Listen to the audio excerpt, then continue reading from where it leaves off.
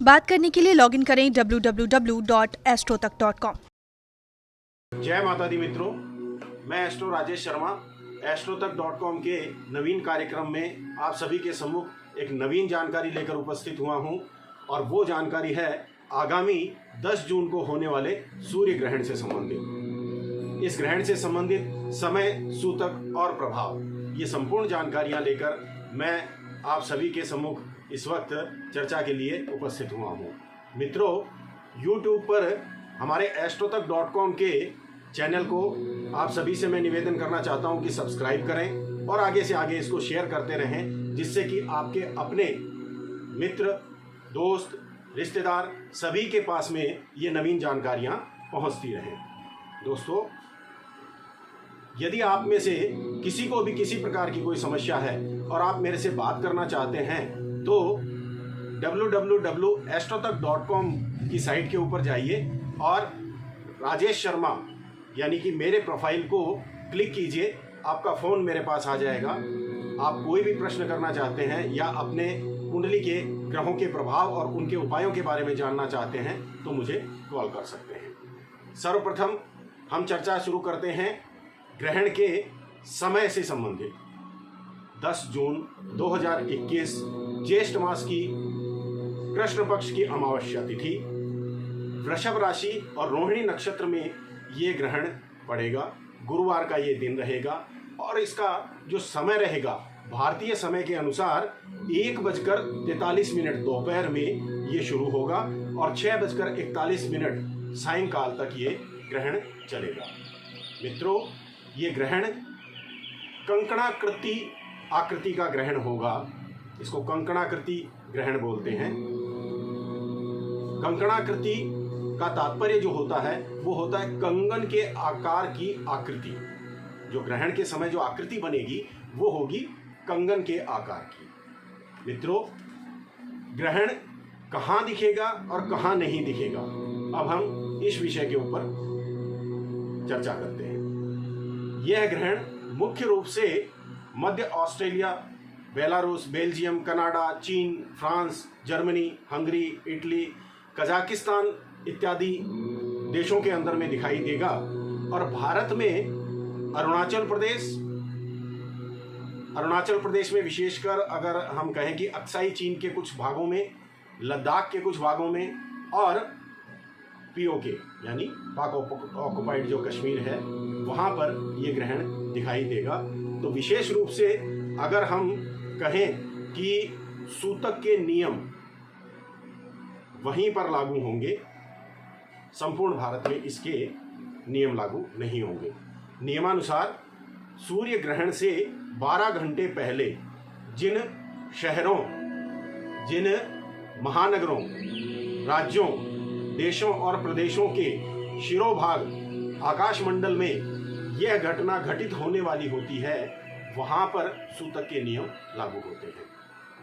क्योंकि भारतवर्ष में, बल्कि यूँ कहें कि अधिकतर भारतवर्ष में, चाहे मध्य भाग हो, दक्षिण भाग हो, पश्चिमी भाग हो या उत्तर भाग हो, भारतवर्ष में यह ग्रहण दिखाई नहीं देगा। तो इसलिए सूतक का कोई भी नियम यहाँ पर लागू नहीं होगा।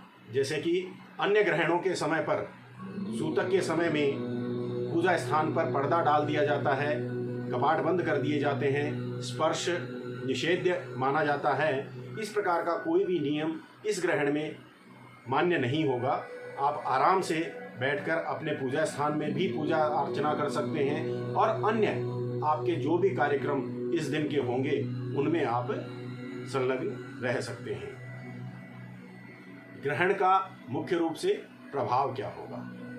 वैसे तो जितने भी ग्रहण होते हैं उनके प्रभाव विपरीत ही होते हैं, परंतु मुख्य रूप से यदि 2 या 3 ग्रहण लगातार आ जाएं तो विशेषकर उनके प्रभाव विपरीत हो जाते हैं। जैसे कि प्राकृतिक आपदाएं आना, राजनीतिक और आर्थिक अस्थिरता होना। जैसा कि गत वर्ष भी आपने देखा होगा 2020 में जून और जुलाई के मध्य में 3 ग्रहण एक साथ आए थे और उस समय भी हमने विपरीत परिस्थितियों का सामना किया था। और इस वर्ष भी इसी प्रकार की संभावनाएं बनती हैं। 10 जून के बाद मुख्य रूप से 15 से 30 दिनों के मध्य इन ग्रहणों के प्रभाव देखे जा सकते हैं। और विशेषकर इन ग्रहणों के प्रभावों में प्राकृतिक आपदा जैसे कि भूकंप, कोई साइक्लोन, कोई तूफान, अतिवृष्टि, बारिश का ज़्यादा होना, बाढ़ का आना, ये सब चीज़ें देखने को मिलती हैं। तो इस प्रकार के प्रभाव इस ग्रहण के बाद भी देखने को मिल सकते हैं। राजनीतिक अस्थिरता और आर्थिक अस्थिरता भी देखने को मिलेगी। उपाय क्या करें?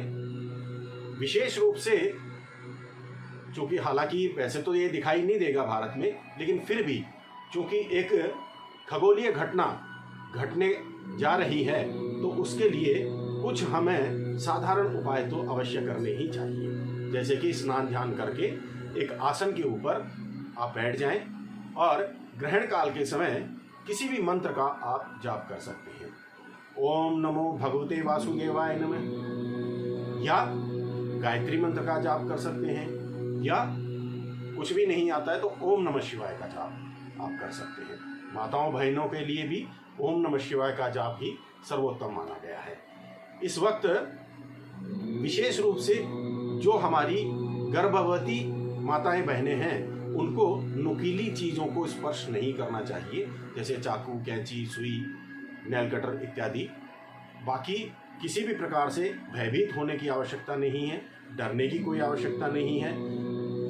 मंत्र जाप करने के बाद में जब ग्रहण समाप्त हो जाए तब आप स्नान ध्यान करके और कुछ दान भी कर सकते हैं। दान में मुख्य रूप से गेहूं और गुड़ का दान आप कर सकते हैं, या पूरी सब्जी बनाकर किसी मजदूर को आप ये दान कर सकते हैं। उस दिन शनि जयंती और वट सावित्री व्रत भी है, परंतु इन दोनों ही त्योहारों के ऊपर इसको त्यौहार ही कहा जाएगा। वट सावित्री व्रत को तो हमारी माताएं बहनें विशेष रूप से एक त्यौहार के रूप में मनाते हैं, और शनि जयंती को भी इसी रूप में मनाते हैं। लेकिन इन दोनों के ऊपर ही हम आगामी कुछ समय में आपके सामने दूसरा वीडियो लेकर उपस्थित होंगे। आज के लिए सिर्फ इतना ही। जय माता दी।